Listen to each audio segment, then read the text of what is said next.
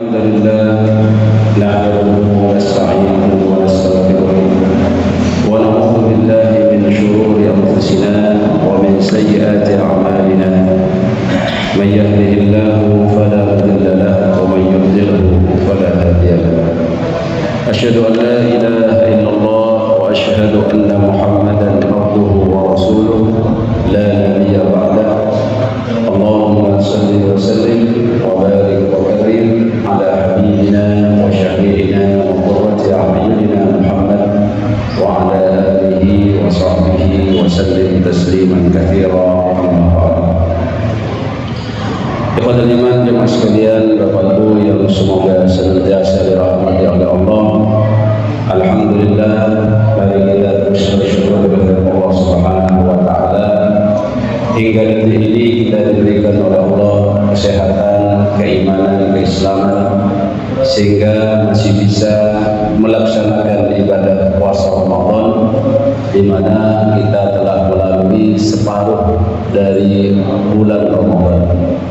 Semoga apa yang kita lakukan, baik dari puasa kita atau qiyam kita, menjadi penyebab kita diberikannya ampunan oleh Allah, sebagaimana sabda Rasulullah Muhammad SAW, "Man shoma Ramadhana imanan wa ihtisaban, ghufira lahu ma taqaddama min dhanbihi." Barang siapa orang yang berpuasa di bulan Ramadan dengan penuh keimanan dan mencari ridhonya Allah, maka akan diampuni dosa-dosanya oleh Allah. Semoga kita menjadi hamba-hambanya yang mendapatkan ampunan dan maghfirahnya. Amin. Allahumma amin. Ikhwatal iman jemaah sekalian, momentum Ramadan ketika sudah masuk pada tanggal 17, 18 ini 17 itu biasanya identik dengan nuzulul Quran. Maka kita akan bahas sedikit terkait hal-hal yang berkaitan dengan nuzulul Quran. Nuzul artinya adalah turun. Al-Quran adalah kitabullah, kalamullah, kitabnya Allah yang berisi di dalamnya adalah kalamullah. Kalamnya Allah itu berarti firmannya Allah. Yang mana kalamullah al-munazzal ala nabiyina Muhammadin sallallahu alaihi wasallam, yang diturunkan oleh Allah kepada Nabi kita Muhammad sallallahu alaihi wasallam biwasitati Jibril, dengan perantara malaikat Jibril, yaitu malaikat yang ditugaskan untuk menyampaikan wahyunya Allah. Kadang saking cerdasnya jamaah bertanya, berarti sekarang pensiun malaikat Jibril? Ya wallahu a'lam. Karena tugasnya beliau yang kita tahu memang menyampaikan wahyu. Tapi bisa jadi ada tugas lain dari Allah Subhanahu wa taala yang sampai saat ini masih dia lakukan. Kemudian al-munazzal ala nabiyina Muhammadin biwasitati Jibril al-muta'abbad bitilawatihi. Salah satu definisi Al-Quran itu adalah kitab yang jikalau dibaca maka kita dihitung sebagai ibadah, al-muta'abbad bitilawatihi. Sehingga bedanya baca Al-Quran dengan baca hadis. Jadi kalau baca hadis Nabi tidak seperti baca Al-Quran. Kalau Al-Quran itu dibaca, maka pahalanya mengalir kepada orang yang membacanya. Lalu berapa pahala yang diberikan? Apakah setiap kita membaca satu surat baru cair pahalanya? Atau setiap ayat baru cair? Kalau setiap surat, kayaknya surat Al-Baqarah tidak bakal laku. Soalnya 2 juz setengah itu nunggu 10 hari. Kata orang, males lah. Yang penting didik-didik tapi cair terus kan enak. Baca qul huwallahu ahad, nas, enak ini, cepet cair ini. Akhirnya Al-Baqarah tidak berani baca. Tapi Allah Subhanahu wa taala luar biasa melalui Nabi yang menyampaikan, "Man qara'a harfan min kitabillahi falahu bihi hasanah." Barang siapa orang yang membaca satu huruf saja dari kitabnya Allah, maka diberikan kepadanya satu kebaikan. Jadi pahalanya dihitung per huruf, Pak. Jangan khawatir.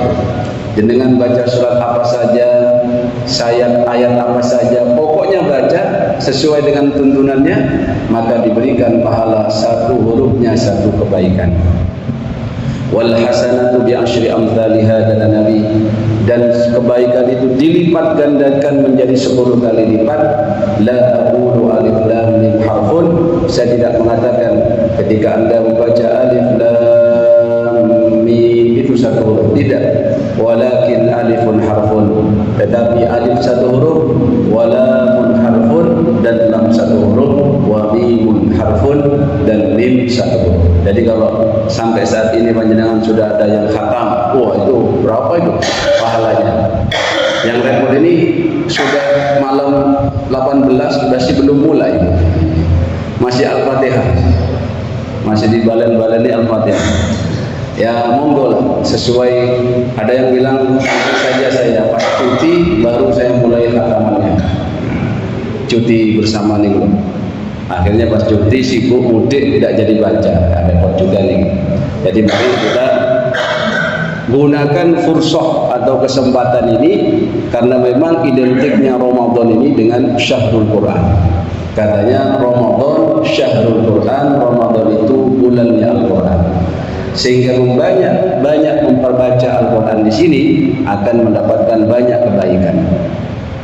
Namun ikhwatal iman jemaah sekalian, yang perlu kita pahami, apa yang membedakan antara Al-Quran, hadis qudsi atau hadis ahad. Kalau kita misalkan mendengar an Abi Hurairah radhiyallahu an, dari Abi Hurairah, man qama ramadhana imanan wa ihtisaban, itu namanya hadis ahad. Hadis ahad itu Nabi menyampaikan kepada sahabatnya, walaupun dia 1 orang, 2 orang, 3 orang, tetap disampaikan, 1 orang disampaikan. Tapi kalau Quran, penyampaiannya tidak 1 orang, tapi ketika Nabi mendapatkan wahyu, beliau sampaikan kepada sahabat itu jumlahnya banyak seperti ini, sehingga disebut dengan bisanadin mutawatirin, dengan sanad yang mutawatir, yang tidak mungkin orang itu bisa berbohong, karena sudah sama-sama tahu orang yang meriwayatkan itu ketika Nabi menyampaikan itu banyak orangnya. Jadi ketika disampaikan ini ada ayat lagi turun, sahabat ngambil itu dari Nabi. Dan hebatnya, kenapa Al-Quran diturunkan secara berangsur-angsur, kemudian juga demi ayat tidak langsung 30 juz begitu. Ya karena memang ada hikmah ilahiyah di balik itu. Kalau yang dikatakan nuzulul Quran itu yang berada di Ramadan, memang kalau kita matchkan dengan ayat lain, inna anzalnahu fi lailatul qadar misalkan, bahwasannya Allah turunkan Al-Quran itu di Lailatul Qadar. Lailatul Qadar berada di Ramadan. Lalu berbeda pendapat Ramadan itu kapan tanggalnya. Ahli sirah juga berbeda pendapat, apakah 17, apakah tanggal 21, semuanya perbedaan itu. Yang penting kita yakini bahwasannya di Ramadan itu Al-Quran turun duf'atan wahidatan, secara sekaligus, itu min lauhil mahfud ila sama'id dunya, dari langit, dari lauhil mahfud itu dari Allah simpan tulisan itu, ya, Al-Quran itu, lalu Allah turunkan ke langit dunia. Lalu dari langit dunia itu diturunkan ke Nabi kita Muhammad sallallahu alaihi wasallam secara berangsur-angsur selama kurang lebih 23 tahun, tergantung asbabun nuzulnya. Asbabun nuzul itu sebab dari turunnya. Terkadang Nabi ada masalah, ada sesuatu yang mana itu momennya pas diturunkan. Kemudian ada pertanyaan, maka diturunkan. Begitulah seterusnya. Dan ditata Al-Quran sedemikian rupa, urutan suratnya, urutan ayatnya sesuai dengan apa yang ditunjukkan oleh Nabi sallallahu alaihi wasallam. Memang Bapak Ibu, di zaman itu belum ada yang namanya mushaf, yang belum ada seperti sekarang cetakannya pakai buku macam-macam. Kalau sekarang ya mushaf itu ada yang warnanya pink khusus untuk akhwat, ya, ibu-ibu, ada yang untuk hafalan, ada yang macam-macam. Zaman dulu tidak ada seperti itu. Maka dari itu ikhwatal iman, kita bersyukur zaman ini sudah banyak kemudahan yang kita Dapatkan sampai mau belajar Al-Quran itu tidak harus selalu bawa Quran kemana-mana. Kita sudah ada di HP, kita sudah ada. Bahkan kalau HP-nya ketinggalan langsung balik lagi kan. Kita kalau berangkat kantor 5 kilo balik lagi. Dola mas kok kari kok balik aneh. HP ketinggalan. Cari bojone, HP ketinggalan balik. Nek Quran lu HP ku ono Quran nih masalah itu. Aku tuh balik guru-guru itu, makanya jangan sampai nggak keinstal Al-Quran di HP-nya. Jadi kalau balik ini ada alasannya juga. Katanya aku gak bisa urip tanpa Al-Quran deh. Soalnya HP ini ada Al-Qurannya. Ya ada tahu niat yang sebenarnya hanya Allah yang tahu. Yang penting kan dohirnya seperti itu. Ikhwatal iman sekalian, akhirnya para sahabat itu kalau turun Al-Quran itu berbondong-bondong mereka mengambil hafalannya dari Nabi. Dan katanya sahabat ada yang tidak mau nambah hafalannya kecuali sudah mengamalkan ayat yang sudah dihafal. Jadi dia menambah hafalan itu dengan kategori sudah mengamalkan ayat sebelumnya. Bahkan kalau ada ayat turun itu langsung ada yang action langsung. Contoh ya, ketika ada ayat lan tanalul birra hatta tunfiqu mimma tuhibbun. Tidak akan kalian mendapatkan birra itu surga atau kebaikan yang besar hingga kalian menginfakkan harta yang paling sampean cintai. Itu langsung ada sahabat yang datang. Nabi, saya setelah mengetahui ayat ini turun, maka saya memiliki tanah yang paling saya cintai. Apa yang saya miliki ini yang paling saya suka itu ya Nabi. Namanya Bayruha. Tanah itu lokasinya dekat di Masjid Nabawi. Jadi kalau sekarang dijual itu miliaran nih. Maka kata beliau, saya ingin mewakafkannya, menghadiahkannya lillahi ta'ala. Karena itu merupakan barang harta yang paling saya cintai. Nah, itu responnya cepat Pak. Tidak loading. Jadi nambah hafalannya setelah nambah amalnya. Nah, yang repot itu kalau hafalan tidak nambah, amalannya juga tidak nambah. Ini sahabat ustadz biasanya, bukan sahabat Nabi. Memang bedanya begitu. Jadi nambah hafalannya nggak nambah, amalannya juga nggak nambah. Seharusnya ya amalan belum nambah, hafalan nambah lumayan. Gitu. Ada sisi positifnya gitu.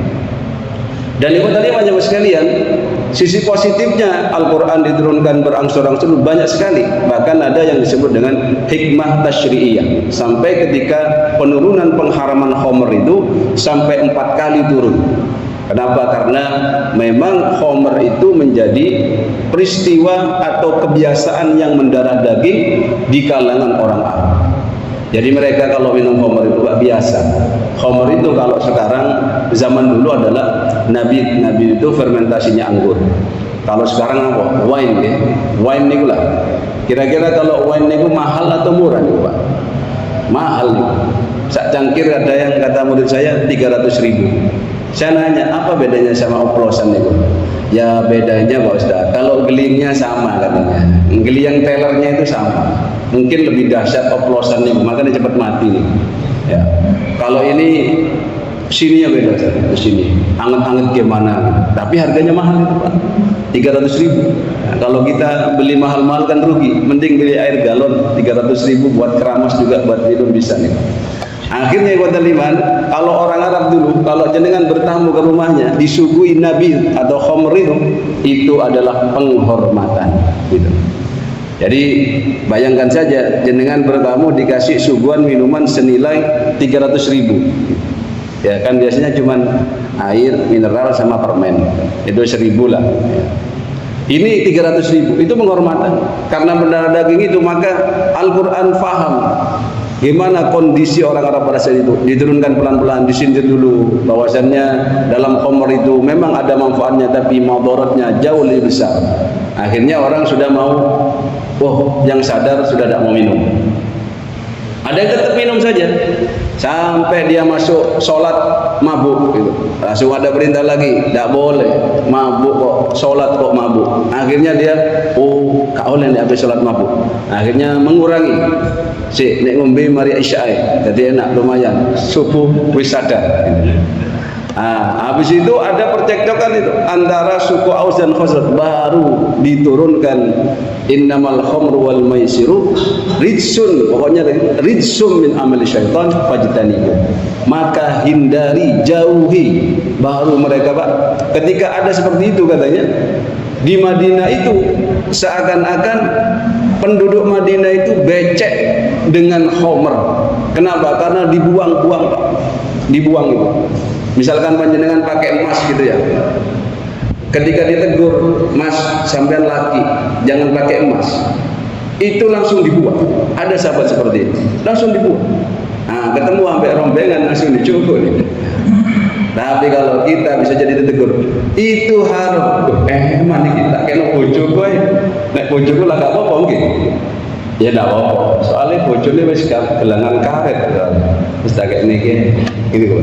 Jadi responnya cepat Pak kalau sahabat yang luar biasa.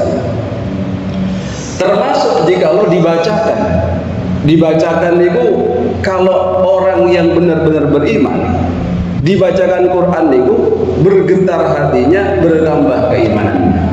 Maka panjenengan jangan sampai ada walimatul arus kori sampai metenteng sampai keturun. Pokoknya sampai ngeten niku sampai opo gitu pedet niku. Terus sing maca sampai bayati jawab tinggi banget. Sing diwacakno keturun. Adek ngobrol dhewe ambek kancane iki. Lah iki opo iki? Nemen niku. Jin mawon, jin niku lho. Nabi pas salat niku lewat langsung istimak kepada bacaannya Nabi. Makanya ada dalam surah Al-Jin itu kisahnya jin yang sedang lewat, Nabi waktu itu sholat malam gitu. Maka ibadah iman disebutkan ya, innamal mu'minuna alladzina idza dzukirallahu wajilat qulubuhum, bahwasannya orang yang beriman itu kalau disebut nama Allah bergetar hatinya. Wa idza tuliyat alaihim ayatuhu zadatuhum imana wa ala rabbihim yatawakkalun. Kalau dibacakan Al-Qur'an bertambah keimanannya, bergetar hatinya. Jadi nanti panjenengan kalau di mobil gimana?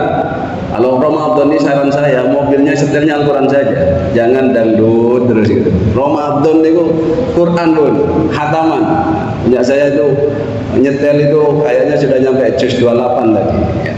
Itu kemana-mana pakai itu saja. Karena apa? Ramadan, biar ada bedanya. Ya. Kalau perlu nanti keterusan, enak ternyata.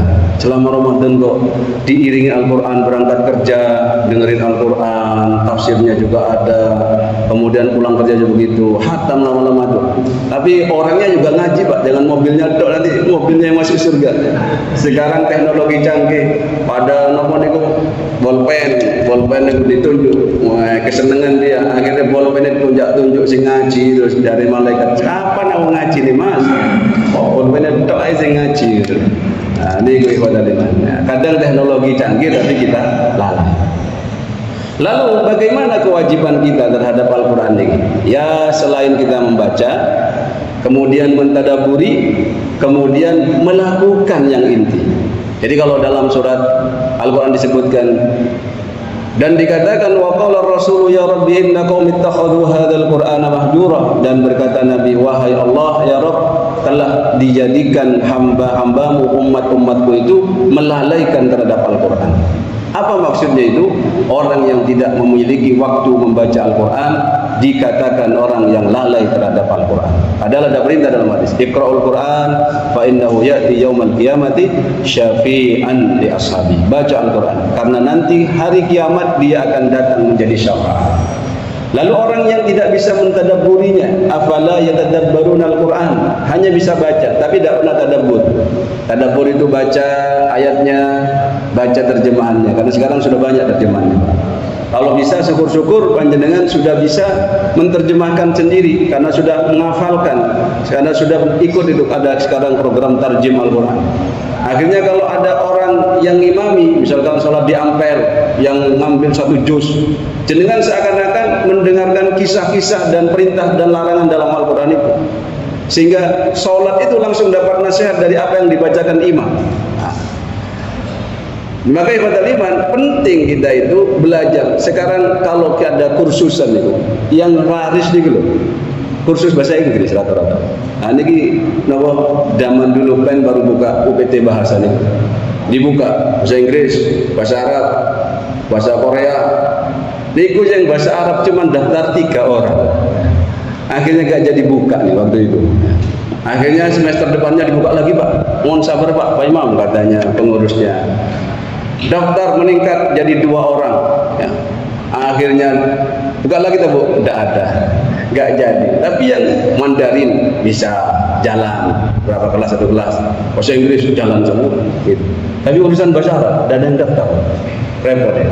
Soalnya orang itu sudah cukup, pokoknya tahu Bismillah, halu, khair, antum ana, mau baca.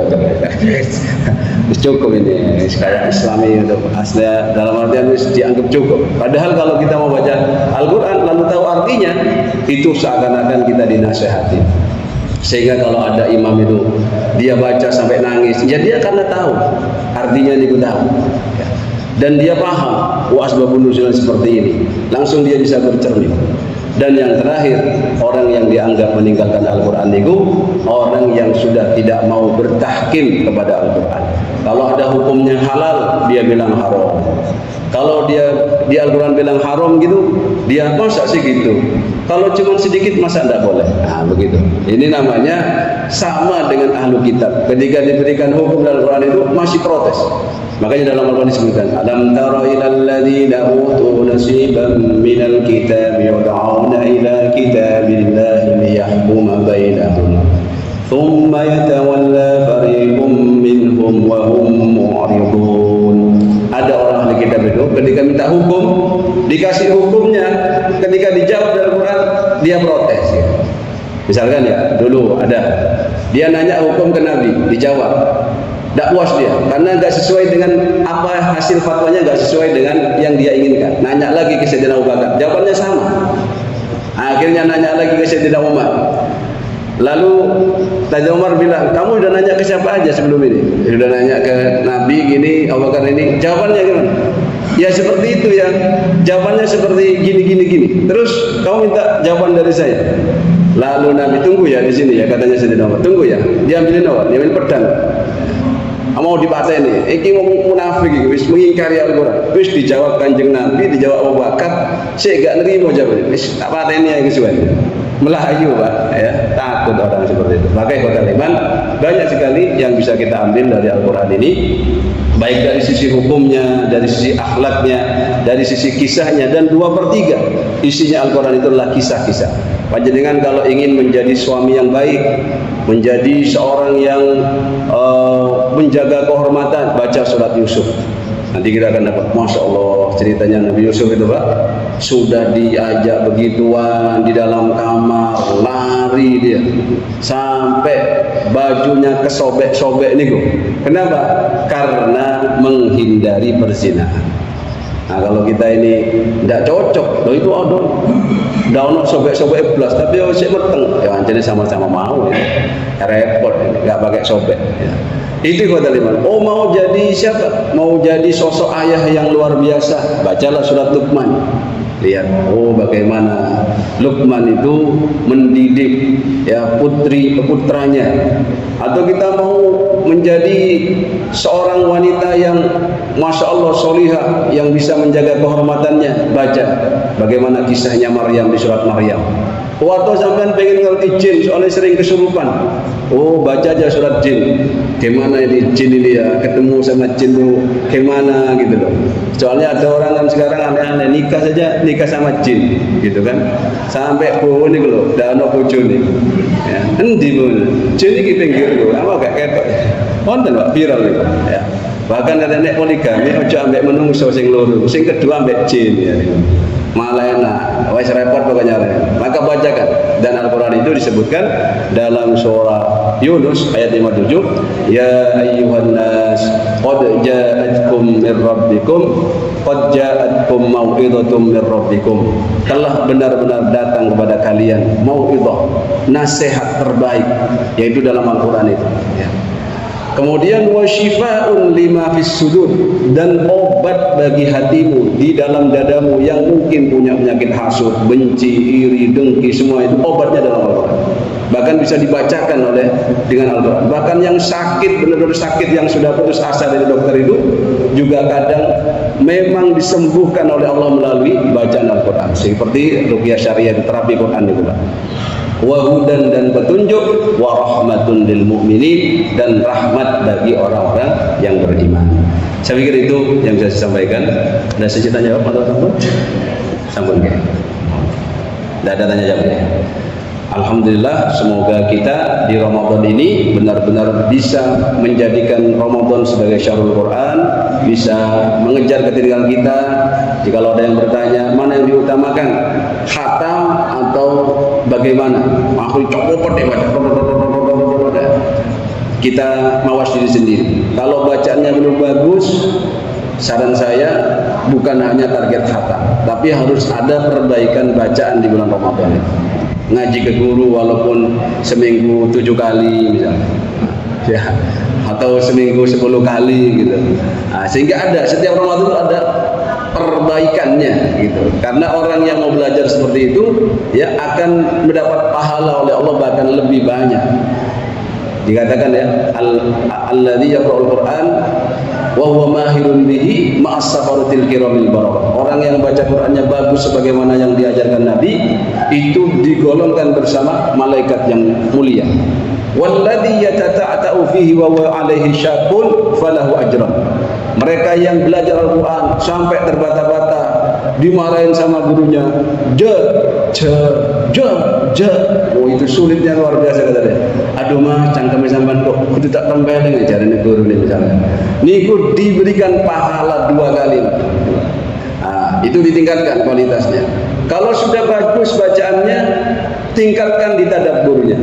Tabur baca artinya begini, oh pantes anak dewi kok semboyongan kakian riba iki ya. Iki ono ayate ndak iso mlaku awak dhewe nek kakian riba ini. Nah gitu Pak. Terus begitu. Karena hudannya itu lil muttaqi, bagi orang yang bertakwa. Terus ditadabburi, afala yatadabbarun Al-Qur'an. Setelah ditadabburi baru kita berusaha mengamalkan. Oke lah, sekarang saya belum bisa mengamalkan ayat ini. Insyaallah ya Allah, semoga setelah Ramadan ini SK saya lulus dan tidak sekolah lagi ya Allah. Begitu Pak. Ya harus begitu. Jangan lulus sekolah lagi S2, Mas SK. Jadi kayak so dicekel SK. Man PNS, iya SK nanti sekolah. Di sekolah terus. Tidak pernah lulus. Ini repot nih. Ya semoga kita diampuni oleh Allah, diberikan hidayah oleh Allah, dan kelak kubur kita dinawirkan dan diberikan cahaya oleh Allah dengan Al-Quran yang kita baca dan mendapatkan syafaat dari Al-Quran untuk bisa menghadap kepada Allah Subhanahu wa Ta'ala. Mencintai Allah, kita bisa mulai dengan mencintai kalam-kalamnya, mencintai firman-firmannya. Subhanallah wa bihamdika asyhadu an la ilaha illa anta nastaghfiruka wa natubu ilaik. Mohon maaf atas segala kekurangan. Assalamualaikum warahmatullahi wabarakatuh.